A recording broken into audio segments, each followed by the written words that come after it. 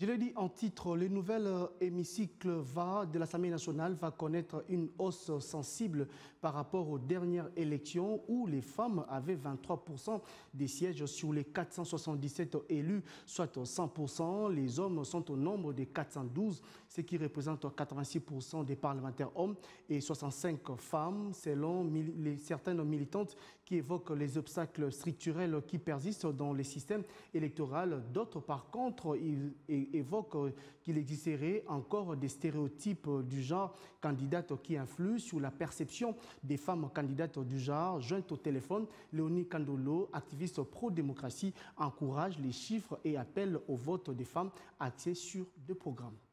Si les femmes sont moins nombreuses à être candidates, automatiquement, il y a aussi moins de chances qu'il y ait une égalité dans les résultats finaux. Hein, ça aussi, il faut tenir compte. Il faut tenir compte aussi que les femmes ont moins de moyens financiers. Vous voyez bien qu'une campagne électorale coûte très cher et qu'une campagne électorale ne se prépare pas à 6 mois des élections.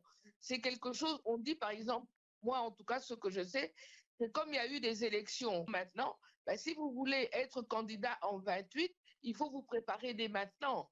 Et pour vous préparer dès maintenant, il faut avoir des moyens financiers pour faire un travail sur terrain pendant 5 ans.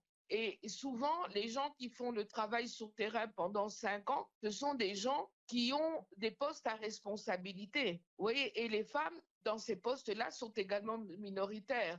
Donc, elles n'ont pas accès à l'argent de la même façon que les hommes.